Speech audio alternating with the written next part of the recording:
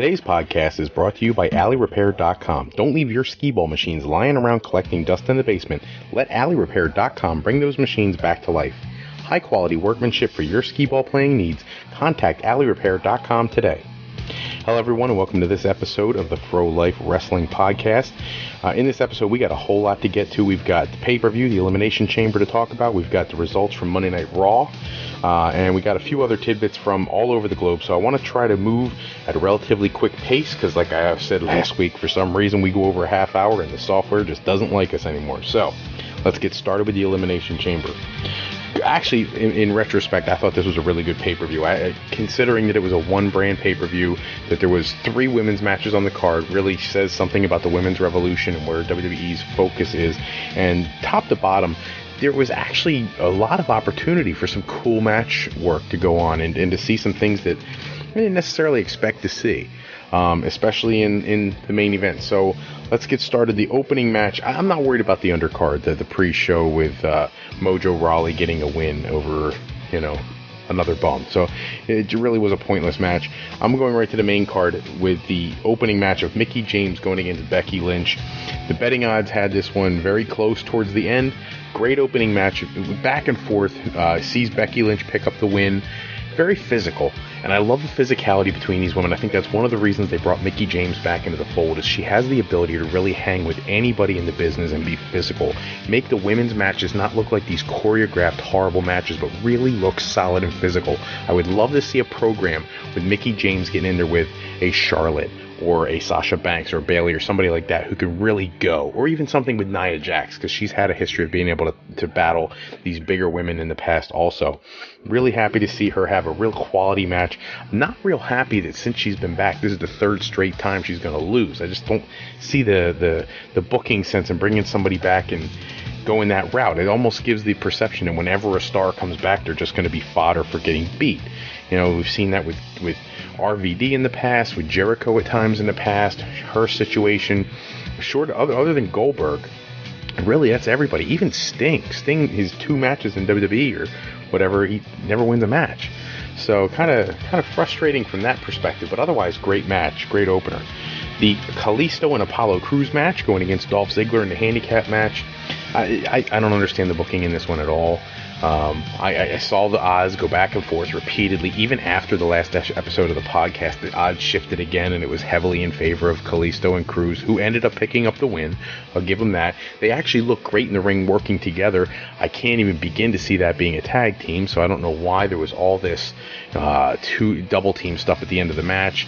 Kalisto hitting one move into Cruz's finisher and all that kind of stuff. That's cool on camera, but at the end of the day, I don't know what you're working towards when you put 2 guys against the heel, have them win.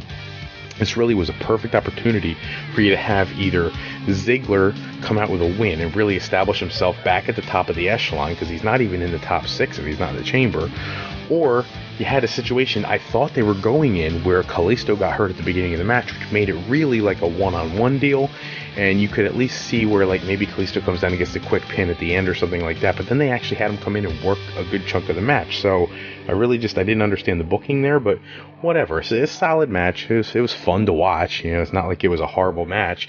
I didn't understand the ankle breaking angle at the end with the chair on Apollo Crews, but whatever. We'll see where they go with that this week on SmackDown. I really enjoyed the tag team turmoil match. Some shocks and surprise for me. I love that Slater and Rhino came out first and beat Breezango. Breezango, talk about a waste of a couple guys. These guys haven't done anything of value, and the whole tag team division on SmackDown is pretty much garbage. Raw has a significantly better tag team division, even with people like the Shining Stars. I would take the Shining Stars right now over Breezango. I don't know what the SmackDown bookers are thinking, but they need to start building some teams to be legitimate and make that division really sing. But see Slater and Rhino come out first, eliminate Breezango. You see Slater and Rhino then eliminate the Vaudevillains. The Vaudevillains came out of NXT and looked like they could be something. I love their throwback gimmick that they do, but at the end of the day, they're glorified jobbers too. This seems to be the pattern of NXT tag teams coming into the main roster. If I was, some of the teams, the Revival and people like that, I'd be a little worried about coming to the main roster, the way some of these teams from NXT seem to get buried, so Slater and Rhino go over the Vaudevillains. The Usos come out. Now, after 2 matches that they've won in a row, you knew Slater and Rhino had to give one up. The Usos are probably, outside of American Alpha, probably the best team in the match. You knew they had to have a win. The Usos eliminate Slater and Rhino. Solid back and forth, good stuff. American Alpha come out next, the champions. I don't understand when this was like a throwdown challenge from the champions that they could beat the whole roster. They should have been out there first. Just my opinion. You really establish your team as like the studs if you bring them out there first, because they were the ones who threw out the challenge. Now, at the end of the day, though, if you think about it, if you have them come out first and beat all 5 of the other teams, it does set up a problem where, like, okay, they beat everybody. Who's left for them to challenge? Then again, if you're booking like I am, you want the New Day to go there and challenge them anyway. So, whatever. We'll see how that turns out. But American Alpha comes out. They beat the Usos, which leads to a full-on beatdown by the Usos after the bell, which begs the question, if the Usos are so tough that they could beat up American Alpha after the bell, why the heck didn't they do that during the match? Oh, wait a minute. They couldn't. So all of a sudden, we were supposed to believe that they were able to turn it on all of a sudden, and now they could beat American Alpha all over the place. So they get beat down, leave them laying in the ring. Out come the Ascension, the last team to come out. It actually looked like you may be seeing the Ascension win the tag titles. They pick up, they pick up Gable and immediately hit their finishing hold on him. Or maybe, I don't remember, it could have been Jason Jordan for all I know. I picked up one of the guys from American Alpha, hit their finishing hold. I thought that was over. I was like, yes, they're going to establish the Ascension as a legitimate tag team, since they've been buried since the minute they got to the main roster. And they didn't. They instead made them look incredibly weak. When you hit your finisher and multiple other moves and still can't get the pin on guys who already went through a match, got a thorough beatdown, thrown into everything there is around the ring, just absolutely piled on with all this punishment, and all of a sudden they can't beat the last team out there. What's that say for the Ascension? So you see American Alpha end up retaining the championships with the pinfall in the Ascension. Great match, though. It was nice to see American Alpha get some screen time for a change, and I love what they did with Slater and Rhino. I'm glad they gave them some time as well. You move to the next match, which was Nikki Bella versus Natalya. I'm just saying, people, this was the most nonsensical match probably in the history of WWE pay-per-views for me. I would take the gimmick battle royal from WrestleMania, whatever it was, 17, I believe, before I would take this again, because we've waited weeks and weeks and weeks and weeks and weeks of Nikki Bella arguing with Natalya, and it was culminating with this match, and nothing happened, nothing got resolved. They both end up getting counted out, and it's just a waste. It was a complete waste of time. They've drawn out this feud, and now they're ready to end the feud because they're going to be starting something new with Nikki Bella. So what the heck was the sense of this last month and a half's worth of build-up to something that ended up with no winner? Whatever, I'm going to get off that. Randy Orton comes out for his match with Luke Harper. Killer match, my opinion. These two stole the show, and I shouldn't even say that. These two didn't steal anything. Luke Harper stole the show. Luke Harper was a stud on Sunday night. He looked solid in the ring. He's the most underappreciated big man in the business right now. It's just my opinion. I think that guy is a lights out stud. I wish they would repackage his character in some way, shave off that shaggy nastiness of a beard, and put this guy into a main program. I think he is insanely talented and so underappreciated. So, as everybody can expect, you're not going to beat the Royal Rumble winner by a guy who's essentially a mid-carder by their standards. So, of course, Randy Orton goes over with the quick RKO out of a discus punch attempt by Harper, and win goes to Orton. Naomi comes out and pulls off the win. She defeats Alexa Bliss for the SmackDown Women's Championship. She had an interview afterwards. She got very emotional about what this meant to her. I am absolutely thrilled that WWE did the right thing here. Naomi has spent her time, she's paid her dues, and never had the Women's Championship, and now she does. And this is something necessary. I think in the history of professional wrestling, some of the greatest African American performers have been passed over far too many times for opportunities to wear those championship belts that really mean the most. You had people like Bobo Brazil and people like that back in the day who would get like the United States Championship, but no world champions. The first world champion was Ron Simmons back in like 1992. That was too long to begin with, and there's too many breaks in between. Naomi is a great worker. She's done everything she's been asked to do. All these other people have come up from NXT, Sasha Banks, Charlotte, Becky Lynch. All these people have come up and taken the spotlight, and here's a girl girl who's been there all this time finally getting her due. So congratulations to Naomi. So happy to see a great role model as a wrestler actually carry that women's championship and represent the African American crowd who has a hero in the women's division now to look up to. Congratulations to her. It's an awesome thing. Then we go into the chamber. The Elimination Chamber, it was awesome. They changed the chamber a bit. I think it looks better. I think it's safer because if you didn't notice, there's no more Whopper griddle marks, as Chris Jericho liked to call it in the one Shawn Michaels documentary. He said that he hated going to the first chamber because when you would land, it would land so hard you'd get the Whopper marks on your arm. Well, not anymore. Now there's padding down. It makes it a little more sustainable. Less people are going to get hurt. The match started with Cena versus Styles. They had a great back and forth exchange to start the match. I don't think anybody was timing anything because it seemed like they had a significant amount of time to work together before anybody else came into the match. Ambrose entered third, followed by Bray Wyatt, followed by Baron Corbin. Kind of going quick through those because I felt like that one of the highlights of the match didn't really happen until Baron Corbin came in, and he just absolutely decimated everybody. If you wanted to book Baron Corbin to look strong, they did it. This was a great debut in the chamber for Corbin. He laid waste to everybody until the clock counted down for The Miz to enter.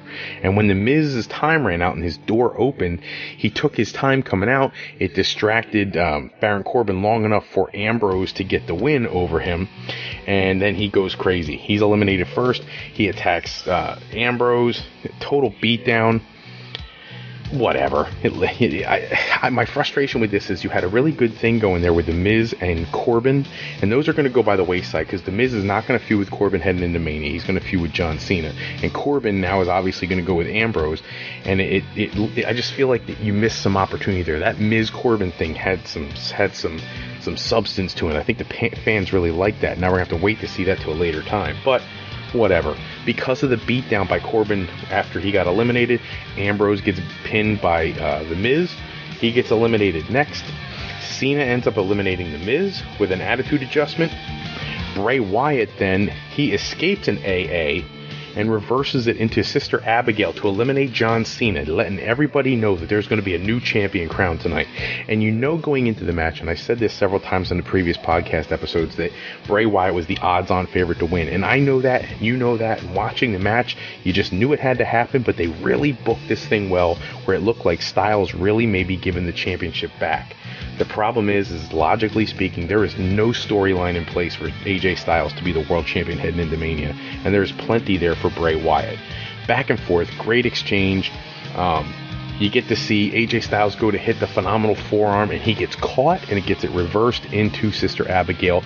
Bray Wyatt is your new WWE World Heavyweight Champion. Long overdue. So happy for Bray Wyatt. He really will be a great ambassador for that championship because he's a totally different character from anybody they've had for years and years. He's very unique.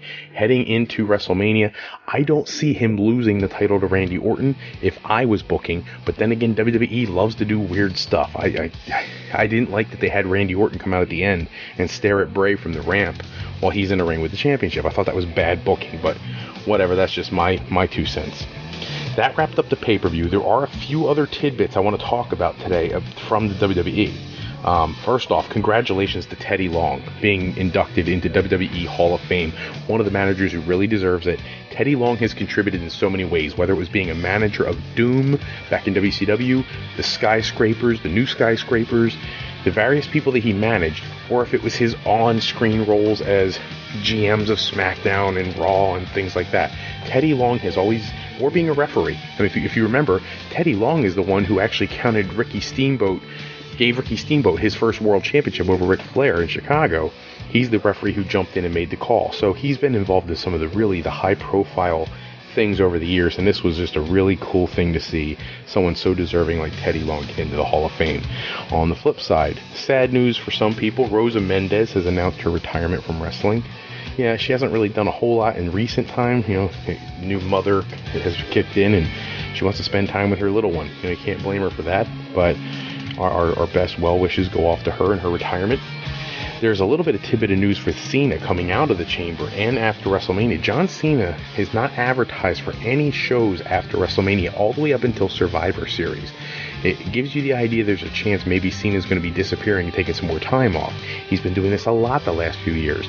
So in the last couple months when he's been talking in these interviews and things, talking about how he's not a part-timer, how he's there for the long haul, he's nowhere near retiring, but now he's going away, potentially going away. It's not confirmed, it's just a rumor at this point, but he's potentially going away for another extended period of time, and that's got to be frustrating to Vince, who's put so much time and energy into him, because they really don't have a lot of the upper echelon stars right now.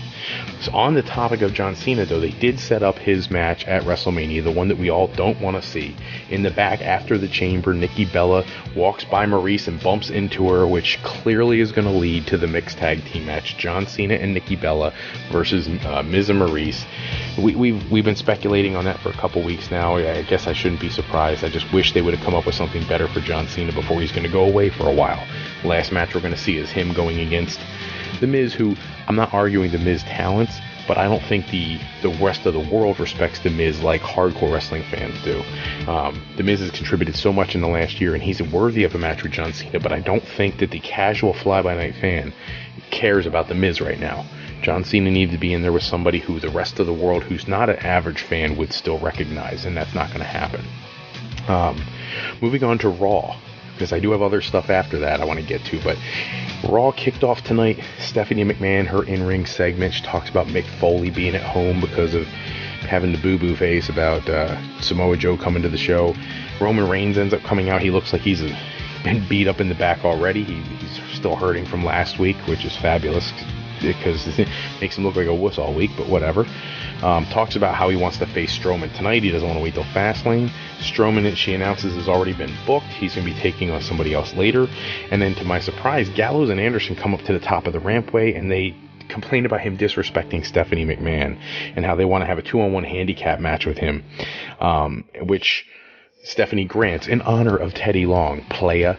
You know, she sets the match. They come out for this 2-on-1 handicap match.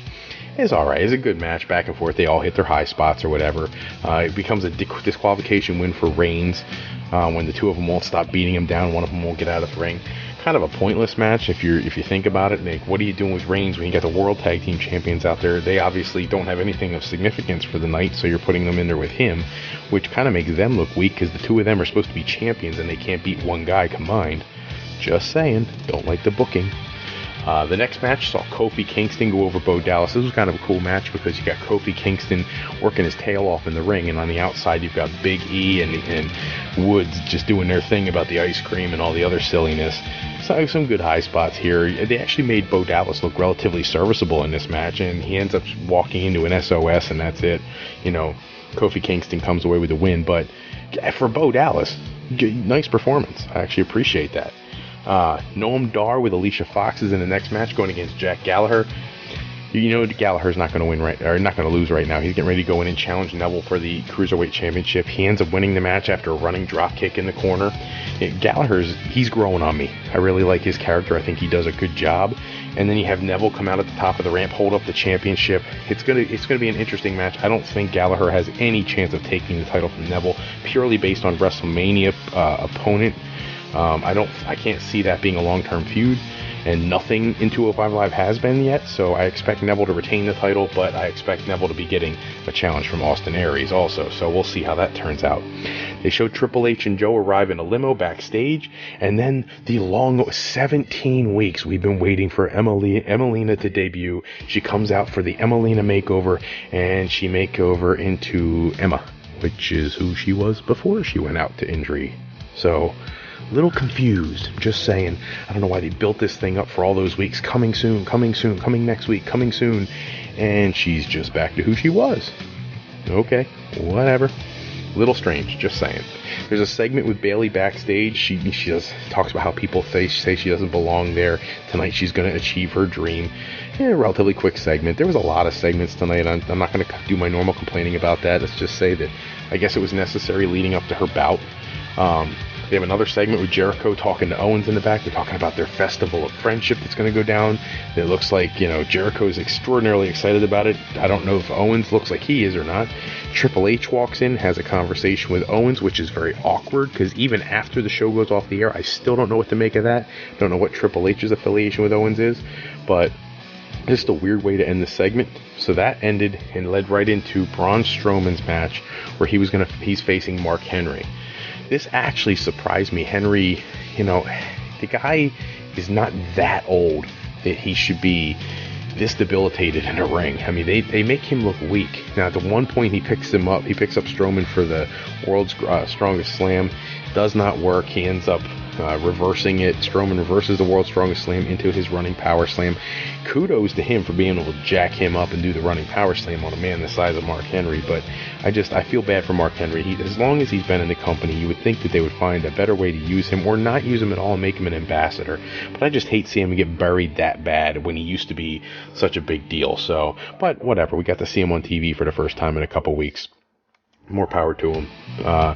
Roman Reigns comes out at the end of the match, hits a couple of Superman punches. He misses a spear, which gets turned into the running power slam.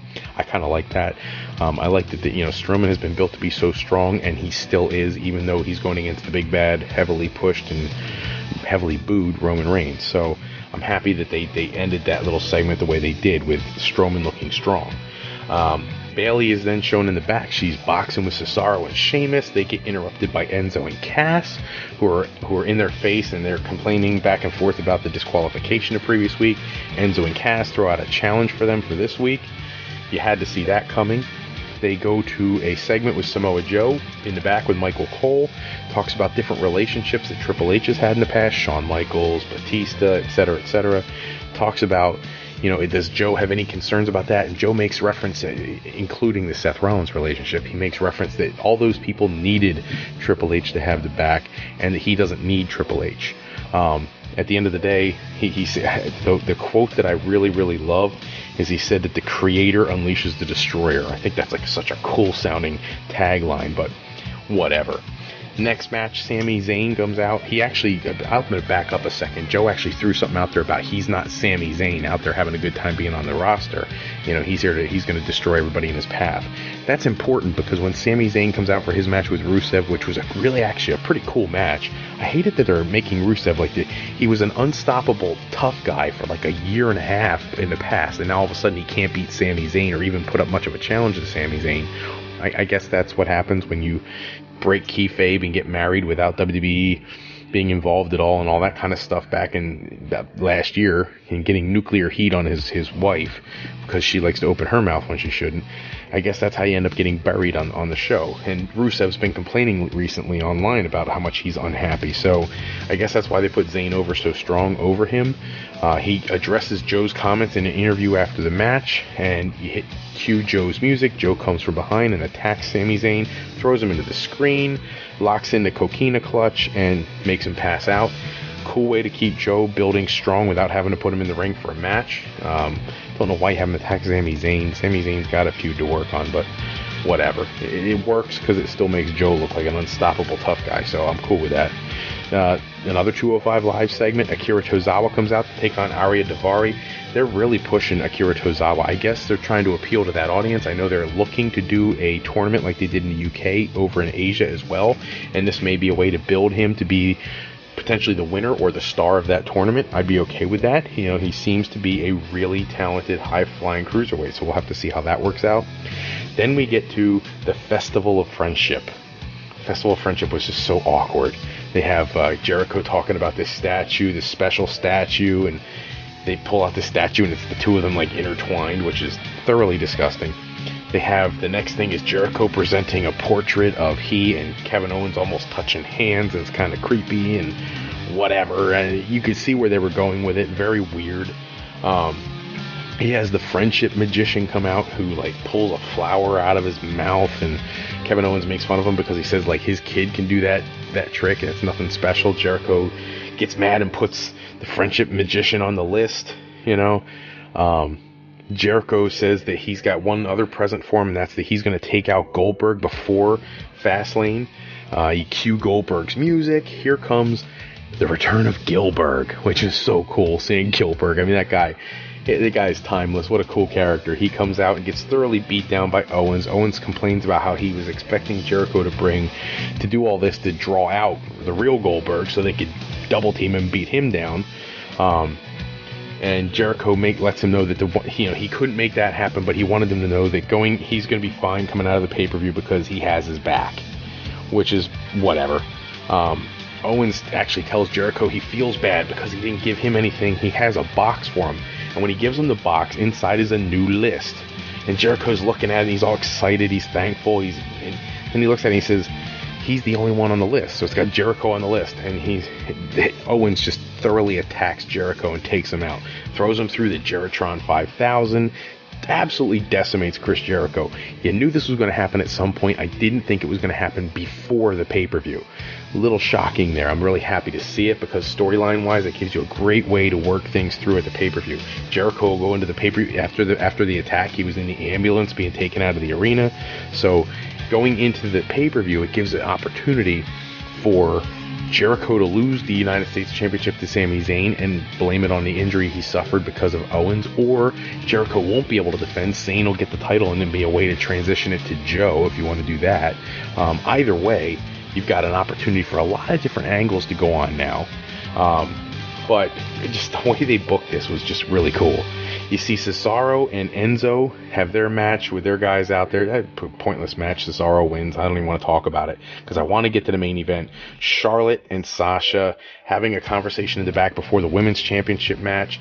Charlotte says, I don't know why they even let you in the building anymore. You can come out tonight and watch me do something you can't do, and that's win.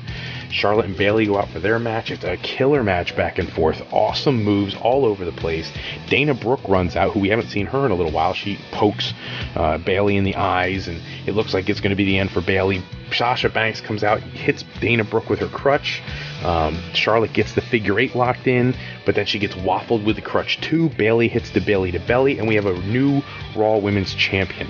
Congratulations to Bayley, well deserved. One of the 4 horsewomen of wrestling, finally getting the championship she deserved quite a while ago. That wrapped up Raw, which actually Raw was pretty entertaining this week, so I have nothing to complain about there. Now, there's some stuff going on in the international world. I don't have a lot of time here, but let's just say Kurt Angle this weekend defeated Alberto El Patron last weekend in the United Kingdom.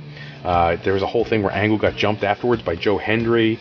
Ricochet beat Will Ospreay. Drew Galloway beat Joe Hendry to retain the WCPW Championship. Del Rio is now slated to face Ken Anderson for the Gold Rush World Heavyweight title. It'll be available on the FITE app, FITE app. There was a WrestlePro event over the weekend that had Rikishi there, Brian Cage from Lucha Underground against Ryback, which was a double countout. Cody Rhodes defending against his WCPW Internet Championship against Leo Rush and Mario Boccara. Good match, but again, I'm rushing because we're running out of time.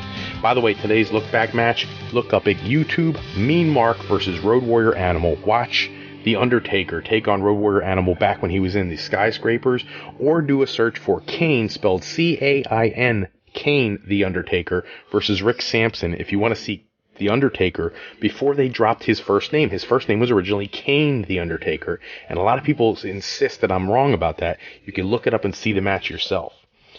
Everybody, if you like what we do here, please give us a review. Please subscribe. I am so appreciative. We've had so many new subscribers in the last couple days. Thank you so much for that. I can't tell you how much that means to me.